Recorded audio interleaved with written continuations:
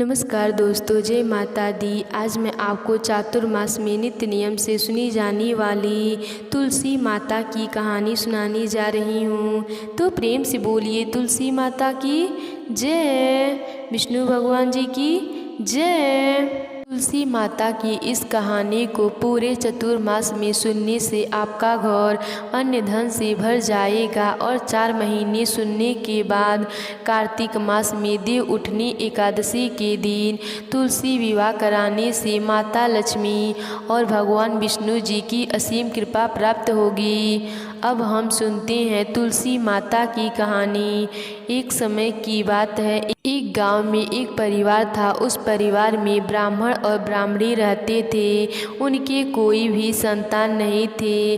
ब्राह्मण नित्य नियम से नदी में स्नान करने जाता और घर आकर पूजा पाठ करता था। एक दिन ब्राह्मण नदी स्नान के बाद जाने लगा तो पीछे से किसी ने आवाज़ दी, बाबा मैं भी आऊँ।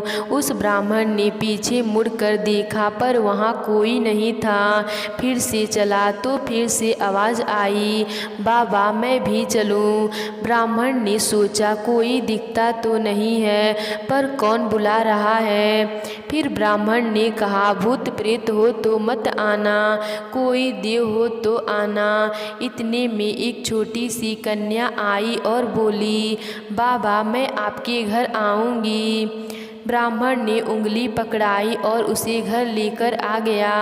अब घर आने पर उसकी स्त्री बोली, यह कन्या किसकी है। वह कन्या बोली, माँ मैं तेरी हूँ। ब्राह्मणी ने ब्राह्मण से पूछा, क्या बात है जी।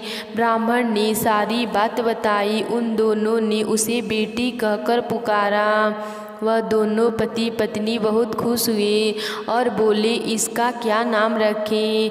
ब्राह्मण बोला, इसका नाम तुलसी रखते हैं, यह हमारे आंगन की तुलसी है। अब तुलसी खेलने कूदने लगी।